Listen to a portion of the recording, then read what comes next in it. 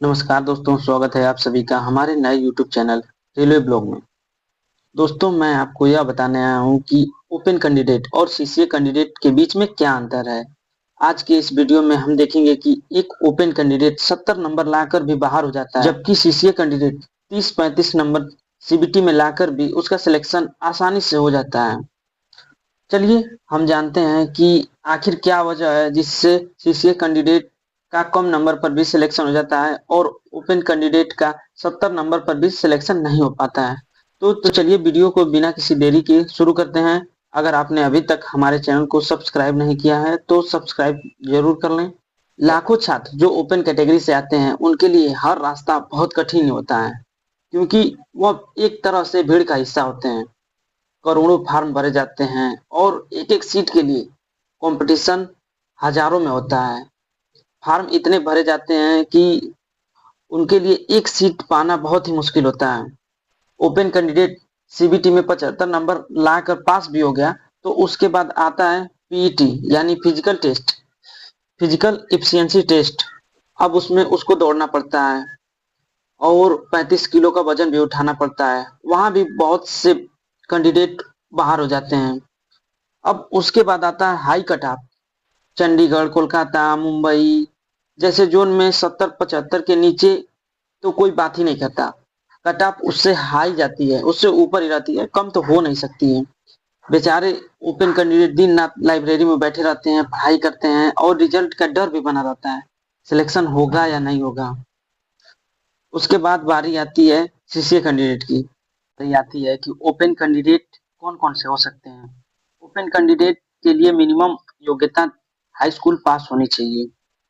इस वजह से ओपन कैंडिडेट के बीच बहुत भीड़ भाड़ होती है। अब दूसरे कैंडिडेट होते हैं सीसीए कैंडिडेट। सीसीए कैंडिडेट वे लोग होते हैं जो हाई स्कूल के बाद 2 साल की आईटीआई करते हैं। फिटर, इलेक्ट्रीशियन या वेल्डर, किसी भी ट्रेड से 2 साल का जो ट्रेड हो उससे करते हैं और 1 साल के ट्रेड से भी आईटीआई करते हैं। उसके बाद उन्हें रेलवे से 1 साल की अप्रेंटिसशिप करनी पड़ती है। उसके बाद ही वे सीसीए कैंडिडेट के रूप में गिने जाते हैं। अब बात करते हैं कि सीसीए कैंडिडेट के पास कौन सी पावर होती है जिसके कारण उनका कट ऑफ बहुत कम जाता है। सीसीए कैंडिडेट के पास रेलवे ग्रुप डी में 20% सीटें रिजर्व होती हैं और फिक्स होती हैं। इसका मतलब है कि सीसीए कैंडिडेट की सीटों को कोई भी हाथ नहीं लगा सकता। उन सीटों पर सिर्फ सीसीए कैंडिडेट का ही हक होता है। उसके बाद आता है पीईटी यानी फिजिकल एफिशिएंसी टेस्ट। सबसे बड़ा सुकून तो यही होता है कि सीसीए कैंडिडेट को पीईटी में छूट मिलती है, यानी इनको दौड़ने दौड़ने की जरूरत नहीं पड़ती है, ना ही वजन उठाने की जरूरत पड़ती है। इनका सीबीटी में सिलेक्शन होने के बाद इन्हें डायरेक्ट डीवी और मेडिकल के लिए बुलाया जाता है। सीसीए कैंडिडेट जो अप्रेंटिसशिप के दौरान उन्हें मार्कशीट दी जाती है उसके अंकों का 1/3 वेटेज को जोड़ा जाता है और उसके बाद सीबीटी अंकों को भी जोड़ा जाता है। इस वजह से इनका सिलेक्शन बहुत ही आसानी से हो जाता है, क्योंकि सीबीटी में अगर पासिंग मार्क भी ले आते हैं और अप्रेंटिसशिप का 1/3 हिस्सा भी जोड़ा जाता है तो इनका 50+ हो जाता है। यानी इनके लिए कंपटीशन बहुत कम हो जाता है। पढ़ाई करने वाले स्टूडेंट जितने भी सीसीए कैंडिडेट के अंतर्गत आते हैं उनका सिलेक्शन कोई नहीं रोक सकता है। चलिए अब पिछले डाटा को उठाकर देखते हैं कि सीसीए वालों का सिलेक्शन इतनी आसानी से क्यों हो जाता है। चलिए 2019 के आरआरबी ग्रुप डी की भर्ती को देखते हैं, जहां चंडीगढ़ में ओपन कैंडिडेट का कट ऑफ 70+ गया था। वहीं सीसीए वालों का सिलेक्शन सिर्फ क्वालिफाइंग मार्क यानी 30-40 नंबर पर आसानी से हो गया था। कोलकाता में भी वही हाल हुआ था, जहां सीसीए कैंडिडेट को सिर्फ 30-40 नंबर पर सिलेक्शन हो गया था। वहीं ओपन कैंडिडेट को 70+ पार नंबर लाना ही पड़ा था। इसका मतलब यह है कि अगर सीसीए कैंडिडेट रेलवे की जो न्यूनतम पासिंग लाइन है उसको आप टच कर लेते हैं तो आपकी नौकरी कोई छीन नहीं सकता, क्योंकि सीसीए कैंडिडेट सीबीटी में अच्छे नंबर ला देते हैं और एनसीबीटी के 1/3 का वेटेज मिल जाता है, तो इनका सिलेक्शन होना तय है। अब ओपन कैंडिडेट को अगर सीबीटी में 70 नंबर भी लाते हैं उसके बाद भी उनको पीईटी क्वालिफाई करना पड़ेगा, उसके बाद उनका सिलेक्शन हो जाता है। इस दौरान कितने कैंडिडेट छट जाते हैं ओपन कैंडिडेट। जहां ओपन कैंडिडेट 70 नंबर लाकर भी रो रहा है, वहीं सीसीए कैंडिडेट 35 नंबर लाकर भी आसानी से सिलेक्शन ले ले रहा है। और ओपन ओपन कैंडिडेट के लिए बहुत परेशानियां होती हैं, क्योंकि पहला तो टेंशन उन्हें सीबीटी पास करना है, वो भी 70 प्लस। उसके बाद भी पीईटी क्वालिफाई करना पड़ेगा, उसके बाद ही डीवी और मेडिकल में जाने के बाद तभी उनका सिलेक्शन होता है। इतना कंपटीशन ओपन कैंडिडेट झेलते हैं। दोस्तों, यह है सीसीए कैंडिडेट की असली ताकत।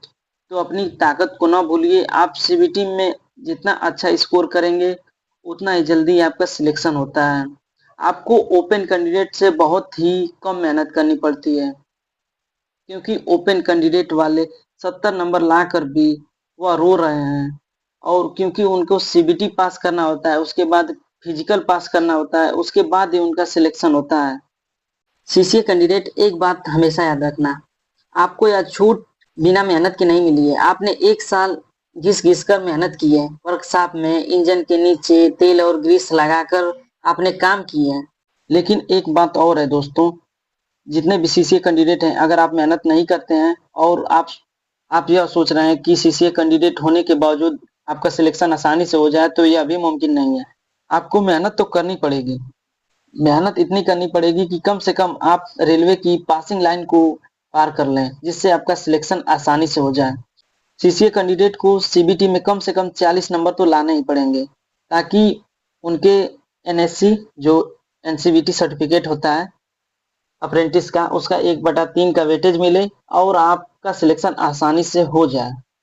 आप अपनी तैयारी को बनाए रखिए, क्योंकि आपकी इतनी छूट सभी को नहीं मिलती। ओपन कैंडिडेट बहुत ही आपसे ज़्यादा मेहनत करते हैं एक सीट पाने के लिए।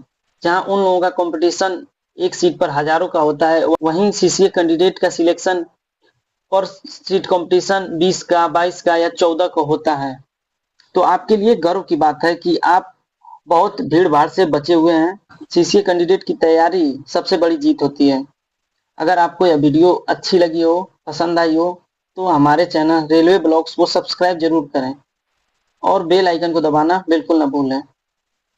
अगर किसी कैंडिडेट को कोई प्रॉब्लम हो या कोई परेशानी हो, तो आप हमसे कमेंट करके पूछ सकते हैं, मैं आपको तुरंत जवाब दूंगा। मिलते हैं अगली वीडियो में, तब तक के लिए जय हिंद, जय भारत।